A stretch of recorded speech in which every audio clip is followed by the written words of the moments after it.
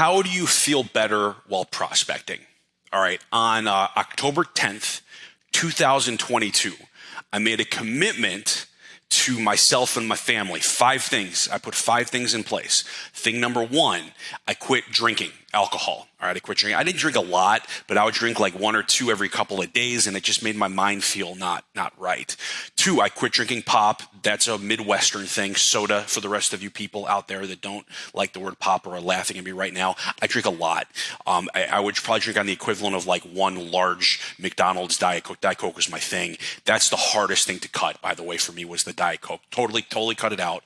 I'm drinking 120 ounces of water a day at minimum. I don't think you're supposed to drink more than that, but I get really thirsty.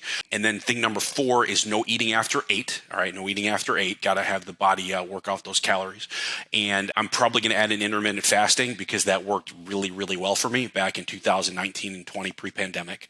And then I'm walking about 12,000 steps a day right now is what I'm averaging. So it's being aware of the activity that you're doing. So I'm walking about 12,500 steps, about 6 miles, and burning off about 3,800 calories a day. Can you tell I have a Fitbit, by the way? With about 25 to 27 minutes in the zone that you have to be in. So those 5 things alone make me feel better, because back in 2019, 2020, pre-pandemic, I was about 30 pounds lighter. So when you watch the videos that are going to be coming over like the next 6, 9, 12, 24 months, you're going to see a different version of Aaron. But the thing is right now, I feel so much better. I'm waking up at like 5:15, 5:30 in the morning. Keep in mind, after prospecting by about 11 o'clock, I'm wiped.